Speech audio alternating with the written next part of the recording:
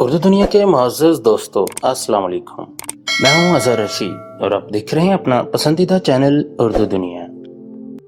ترکی میں آیا صوفیہ کی مسجد کی بحالی کے لیے عدالتی فیصلے نے عید کے پرمسرت موقع پر 75 سالہ اسماعیل قندمیر کی خوشی دوبالا کر دی۔ انہوں نے 42 سال قبل اپنے آپ سے جو عہد کیا تھا وہ آخرکار پورا ہوا۔ طویل جدوجہد کے بعد کامیابی ملی اور وہ آیا صوفیہ عجائب گھر کو دوبارہ مسجد قرار دلوانے میں کامیاب ہوئے۔ اس دوران راہ میں کئی رکاوٹیں آئیں۔ اس فتح نے کروڑوں مسلمانوں کی نظروں میں انہیں ہیرو بنا دیا۔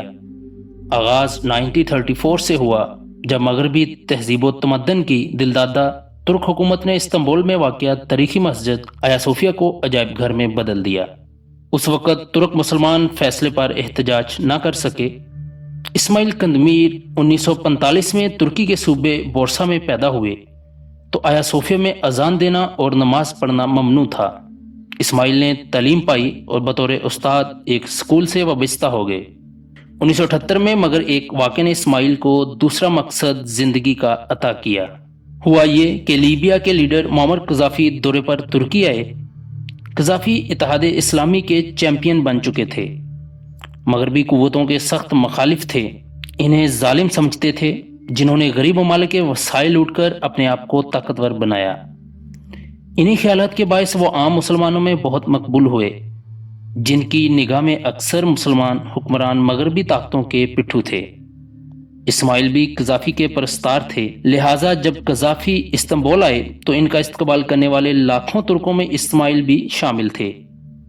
استنبول میں دوران قیام معمر قذافی نے ترک حکومت سے درخواست کی کہ آیا صوفیہ میں نماز پڑھنا چاہتے ہیں۔ قذافی کی تمنا تھی کہ وہاں نماز جمعہ پڑھانے کی سعادت حاصل کریں۔ انہیں بتایا گیا کہ آیا صوفیہ عجائب گھر ہے، لہٰذا قانون وہاں نماز پڑھنے کی اجازت نہیں دیتا۔ یوں قذافی کو بہت مایوسی ہوئی۔ اس واقعہ کو ترکی میں بہت شہرت ملی۔ تب دین سے محبت الفت رکھنے والے اسماعیل جیسے کروڑوں ترک مسلمانوں کو احساس ہوا کہ مغرب پرست حکمران طبقے نے مغربی قوتوں کی خوشامد کرتے ہوئے ان کا دینی، تہذیبی اور تاریخی اثاثہ داؤ پر لگا دیا۔ تو دوستو، آیا صوفیہ مسجد کی بحالی کا سلسلہ یوں شروع ہوتا ہے۔ آئیے اب ہم دیکھتے ہیں آیا صوفیہ مسجد کو تاریخ کے جھروکوں میں۔ آیا صوفیہ میں پچھلے 550 سال سے اذان کی آواز گونج رہی تھی۔ 1934 میں جب یہ صدا خاموش ہوئی تو یورپی حکمرانوں نے خوشیاں منائیں اور اسے اپنی فتح قرار دیا۔ کئی یورپی دانشوروں نے دعویٰ کیا کہ قانون کی جیت ہوئی۔ وہ آیا صوفیہ دوبارہ گرجا گھر نہیں بن سکا مگر وہ مسجد بھی نہ رہا۔ شکست کے احساس نے ترک عوام کو مردہ کر دیا۔ رچرڈ ونسٹنز 1979 امریکہ کا ممتاز مورخ اور مترجم گزرا ہے۔ اس نے آیا صوفیہ کی تاریخ پر انگریزی کتاب A History of آیا صوفیہ لکھی۔ صفحہ نمبر 6 پر وہ لکھتا ہے کہ استنبول میں جس مقام پر آیا صوفیہ چرچ تعمیر ہوا وہاں پانتھیون کا ٹیمپل تھا۔ ظاہر ہے یہ ٹیمپل ڈھا کر چرچ بنا۔ پانتھیون قدیم یونانی زبان کے لفظ پینتھلون سے نکلا ہے۔ پینتھلون کے معنی ہیں تمام دیوتاؤں کی مشترکہ شے، یعنی دیوتاؤں کی مقدس جگہ۔ گویا اس ٹیمپل میں استنبول کے قدیم باشندے اپنے مختلف دیوی دیوتاؤں کی عبادت کرتے تھے۔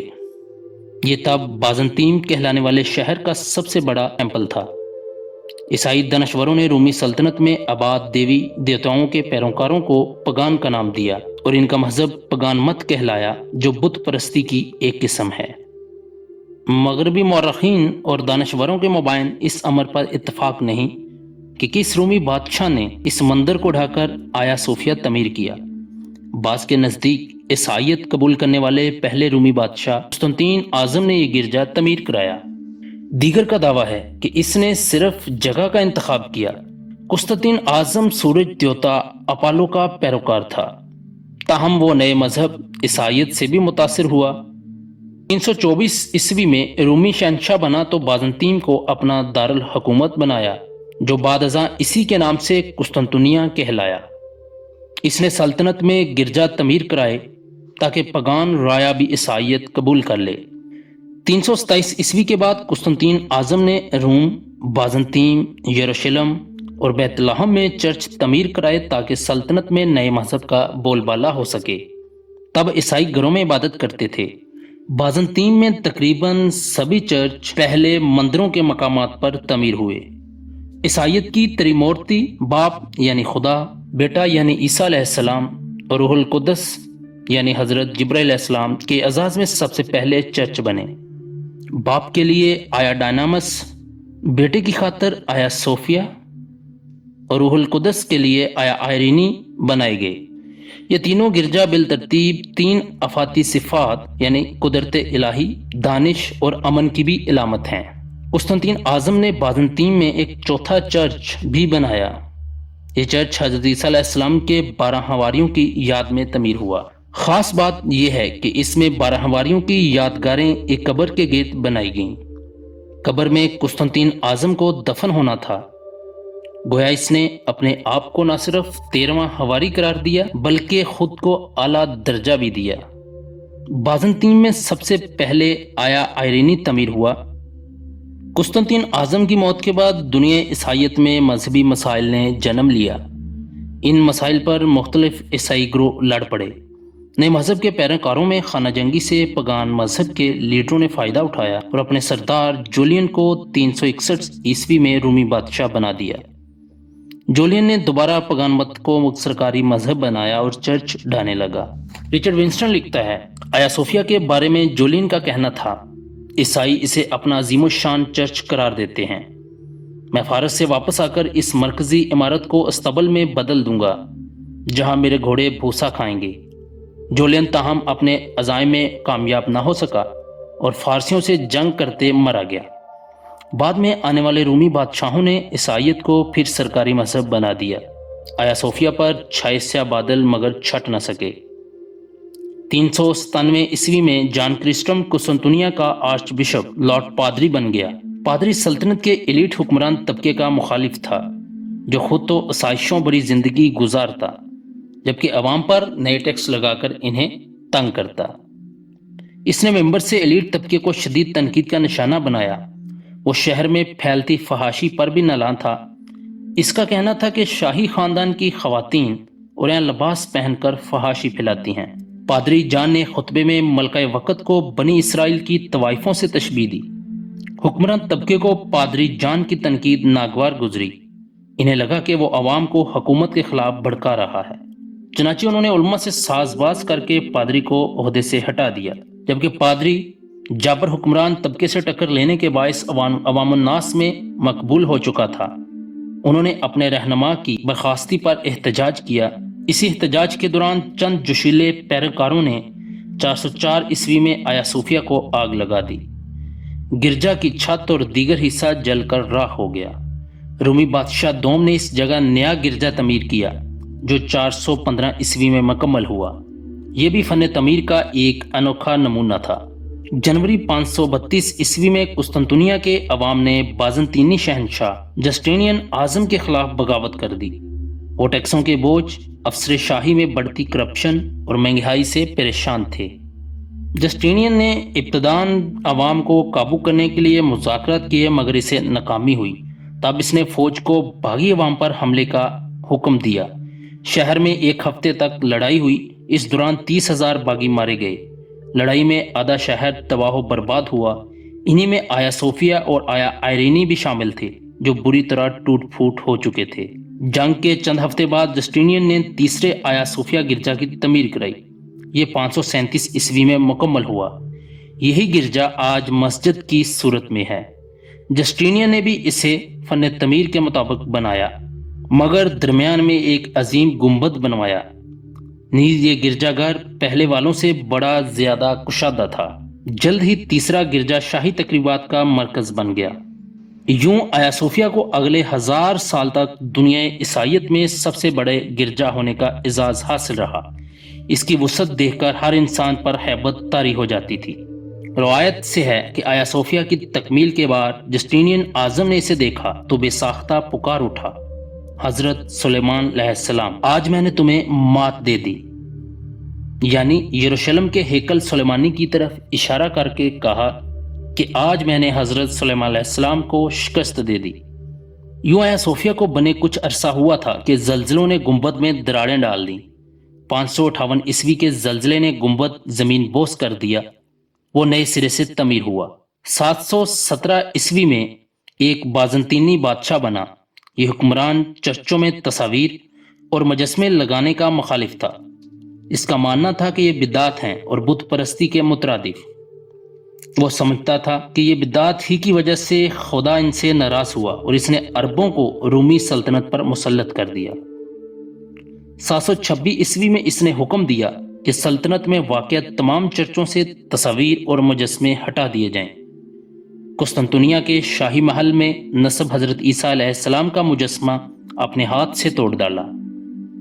शाही फरमान के मुताबिक आया सोफिया से तमाम मजहबी तस्वीर और मुजस्मे हटा दिए गए, सिर्फ सलीब बाकी रह गई। हजरत ईसा अलैहिस्सलाम और बुजुर्गाने मजहब से मंसूब आसार पेटियों में चले गए।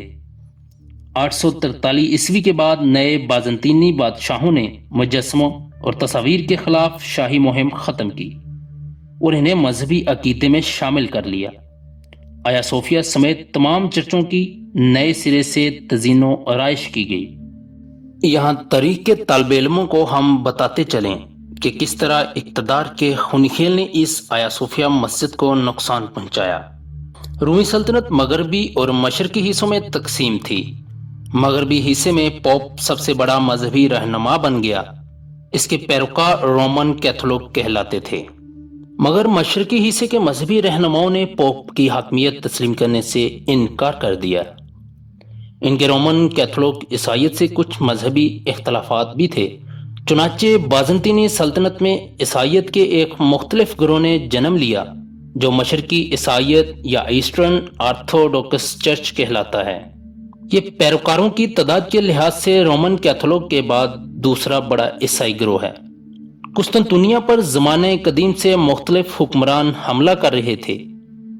इनसे बचाव की खातिर बाज़ंतीनी हुक्मरानों ने शहर के तरफ बुलंदोबाला और नहायत मजबूत पथरीली दीवारें भी बना दी। यूं शहर का दिफा बहुत उम्दा हो गया। मुसलमानों ने हजरत उस्मान रजी अल्लाह तआला अन्हु के ज़माना में कुस्तुनतुनिया पर हमला किया, मगर समुद्री तूफान आने से इन्हें कामयाबी न मिल सकी। ताहम वो बाज़ंतीनी हुकूमत के बहरी बेड़े को शिकस्त देने में कामयाब रहे। जंगे मस्तोल नामी ये मार्का 654 ईस्वी में अंजाम पाया। दूसरी जंग में हजरत अयूब अंसारी रजी अल्लाह तआला अन्हु ने वफात पाई। 1071 ईस्वी में सल्जूकी तुर्कों ने जंगे मास्कोर्द में बाज़ंतीनी फौज को जबरदस्त शिकस्त दी और अनातोलिया तुर्की का एशियाई हिस्सा फतह कर लिया। बाज़ंतीनी सल्तनत सिकुड़कर मौजूदा यूनान और बुल्गारिया तक महदूद हो गई। बकिया यूरोप में मुख्तलिफ रियासतें वजूद में आ चुकी थीं। इसी जंग के बाद पोप के उकसाने पर यूरोपीय हुक्मरानों ने यरूशलेम पर कब्जे की खातिर लगातार हमले किए, जिन्हें सलीबी जंगें कहा जाता है।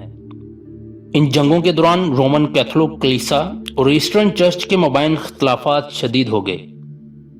वजह यह कि यूरोपीय फौज ने बाज़ंतीनी सल्तनत के साबका इलाकों पर कब्जा कर लिया और इन्हें अपनी मलकियत करार दिया। दोनों ग्रोहों में मजहबी सियासी तसादम के अलावा मौशरती टकराव भी मौजूद था। बाज़ंतीनी सल्तनत के शहरी मगरबी यूरोप में मुक़ीम जर्मनों, फ्रांसीसियों, अंग्रेज़ों, हिस्पानियों वगैरह को वहशी समझते थे। इनका कहना था कि ये वहशी लालच होश में चंद सिक्कों की खातिर अपने बीवी बच्चे भी बेच डालते हैं। इसलिए बाज़ंतीनी यूरोपीय कबाइलियों को नफरत और हकारत से देखते। इस जिल्लत भरे रवैये ने मगर यूरोपीय अवाम को बाज़ंतीनी शहरियों का मुखालिफ बना दिया। इस दौरान बाज़ंतीनी सल्तनत में इक़्तिदार का खूनी खेल खेला जाने लगा। एक बाअसर शहजादा बादशाह को मारकर खुद हुक्मरान बन जाता, जल्द ही वो किसी और के हाथों मारा जाता। 1183 ईस्वी में एक बादशाह बना तो इसने कुस्तुनतुनिया में सैकड़ों मगरबी यूरोपीय गद्दार करार देकर मार डाले। 1185 ईस्वी में इसका जनैद इज़ाक दोम इसे मारकर बादशाह बन गया। 1195 ईस्वी में इज़ाक दोम के भाई ने इसे अंधा करके तख्त पर कब्जा कर लिया। इज़ाक दोम का बेटा अपने बहनोई फिलिप ऑफ स्वाबिया के पास फरार हो गया। फिलिप जर्मन शहजादा था। जर्मनी में इसकी मुलाकात चौथी सलीबी जंग लड़ने वाली फौज के कमांडर नवाब बोनीफास से हुई। अल्कसियुस ने इसे कहा کہ اگر وہ قسطنطنیہ پر حملہ کر کے اس کو بادشاہ بنوا دے تو وہ صلیبیوں کو خوب مال و دولت دے گا۔ یوں 10,000 سپاہی فراہم کیے گئے، نیز پوپ کی حکمرانی تسلیم بھی کر لے گا۔ وینس کی حکومت الکسیوس کے منصوبے کی حمایتی بن گئی۔ اسے امید تھی کہ یوں اسے بھی کثیر سرمایہ حاصل ہوگا، چنانچہ فریقین کے مابین معاہدات طے پا گیا۔ صلیبی فوج یروشلم جاتے ہوئے 1202 عیسوی میں قسطنطنیہ پہنچی اور الکسیوس کا چچا اس کا مقابلہ نہ کر سکا اور فرار ہو گیا۔ صلیبیوں نے اسے نیا بادشاہ بنا دیا، مگر خزانہ خالی تھا۔ الکسیوس نے مال و دولت کی کمی یوں پوری کی کہ آیا صوفیہ اور دیگر چرچوں کے ممبروں، دروازوں، تصاویر اور مقدس اشیاء سے جڑے ہیرے، جواہرات اور سونا اتار لیا۔ یہ مال پھر صلیبیوں کو دیا گیا، مگر وہ مزید دولت چاہتے تھے، چنانچہ الکسیس نے رویا پر بھاری ٹیکس عائد کر دیے۔ اس امر نے عوام کو بھڑکایا۔ وہ پہلے ہی آیا صوفیہ سمیت دیگر چرچوں کے بے حرمتی پر شدید غم و غصے میں تھے۔ انہوں نے بغاوت کر کے ایک غیر معروف نوجوان کو اپنا بادشاہ بنا دیا، مگر اسی دوران شاہی خاندان کے ایک اور فرد دوقاس نے حکومت سنبھال لی۔ بادشاہ دوقاس بھی صلیبی فوج کا لالچ و ہوس ختم نہ کر سکا، لہذا 12 اپریل 1204 کو صلیبیوں نے قسطنطنیہ پر قبضہ کر لیا۔ انہوں نے پھر 3 دن تک شہر میں قتل، غارت گردی اور لوٹ مار کا طوفان مچائے رکھا۔ ہزاروں شہری قتل کر دیے گئے، خواتین کی بھی بے حرمتی کی گئی، سونے چاندی سے بنی ہر شے پگھلا لی گئی۔ جنگ میں فرانسیسی جرنیل بھی شریک تھا، جس نے بعد ازاں سارا احوال اپنی کتاب آن دا کانکوسٹ آف قسطنطنیہ میں تحریر کیا۔ وہ لکھتا ہے کہ دنیا کی تخلیق کے بعد شاید ہی کسی فوج نے ایک شہر میں ایسی تباہی اور غارت مچائی ہو، حتیٰ کہ اس کا انت دکھائی نہ دیتا۔ رچرڈ وینسٹن لکھتا ہے، صلیبی فوج آیا صوفیہ میں گھس گئے، وہ شراب کے نشے میں مخمور تھے۔ اس کے بعد آیا صوفیہ میں لوٹ مار کا مرحلہ شروع ہوا۔ جس جگہ بھی سونا چاندی تانبا وغیرہ نصب تھا، اسے اتار کر پگھلا لیا گیا تاکہ سکے بن سکیں۔ گرجا کے سبھی آثار مغربی یورپ بھجوا دیے گئے، جو آج بھی وہاں کے چرچوں کی زینت ہیں۔ غیر صلیبی فوجیوں نے شہر میں تباہی بربادی کی خوفناک داستان رقم کر دی۔ گرجا کھنڈر بن چکا تھا۔ صلیبی فوج نے 1261 عیسوی تک قسطنطنیہ پر قبضہ کیے رکھا۔ اس دوران انہوں نے آیا صوفیہ کی تعمیر نو کی، مگر سلطنت معاشی اور معاشرتی طور پر اتنی زوال پذیر ہو گئی تھی کہ غیروں نے شہریوں پر بھاری ٹیکس ٹھونس دیے۔ جب 1261 عیسوی میں بازنطینی فوج نے دوبارہ قسطنطنیہ حاصل کیا تو یہ شہر ویرانی اداسی کا گڑھ بن چکا تھا۔ نئے بازنطینی بادشاہوں نے بہرحال بچی کچی ریاست میں ترقی و خوشحالی لانے کی کوششیں کیں۔ آیا صوفیہ کی بھی مرمت کرائی گئی۔ اب ہیرے جواہرات تو نہ تھے، لہٰذا آرائش و زیبائش میں چاندی سے کام چلایا۔ 1344 عیسوی میں ایک زبردست زلزلے نے آیا صوفیہ کو خاصا نقصان پہنچایا اور اس کا ایک حصہ گر گیا۔ حکومت نے اس کی مرمت تو کرا دی، پھر دھیان دینا بند کر دیا۔ رفتہ رفتہ آیا صوفیہ پر بھی زوال آ گیا۔ 1391 عیسوی میں شہر میں مقیم ہسپانوی سفیر اپنی آبیتی میں لکھتا ہے، چرچ کے بیرونی دروازے ٹوٹ کر گر چکے تھے۔ بازنطینی دور کے آخری برسوں میں اطالوی سیاح کرسٹوفر قسطنطنیہ آیا۔ وہ اپنے سفر نامے میں لکھتا ہے، اب آیا صوفیہ کا صرف گنبد باقی ہے، بقیہ حصہ کھنڈر بن چکا تھا۔ یہ تھی بازنطینی سلطنت کے سب سے بڑے چرچ کی ناگفتہ حالت۔ جب 1453 عیسوی میں سلطان محمد فاتح نے قسطنطنیہ فتح کیا، اس زمانے میں عالمی قانون رائٹ آف کانکوسٹ رائج تھا، جسے بعض اسلامی علماء نے بھی جائز قرار دیا۔ یہ حق استعمال کرتے ہوئے سلطان نے آیا صوفیہ کو مسجد میں تبدیل کر دیا، جیسا کہ بتایا گیا۔ تب یہ مسجد انتہائی ابتر حالت میں تھی۔ سلطان نے زر کثیر خرچ کر اس کی مرمت کرائی، ممبر اور مینار بنوائے اور اسے ماضی کی طرح شاندار اور خوبصورت عمارت بنا دیا۔ انہوں نے دیواروں پر بنی تصاویر پر سفیدی بھی پھرا دی، مگر اپنی عیسائی رایا کے جذبات کا خیال کرتے ہوئے انہیں ختم نہ کیا۔ بعد ازاں سلطان نے ذاتی حیثیت سے آیا صوفیہ کی زمین قسطنطنیہ سے خرید لی، یوں وہ ان کی نجی جائیداد بن گئی۔ انہوں نے پھر مسجد کو وقف کر دیا۔ سلطان محمد نے صرف شہر کے مرکزی چرچ آیا صوفیہ کو مسجد میں تبدیل کیا، بقیہ گرجا گھر جوں کے توں رہے۔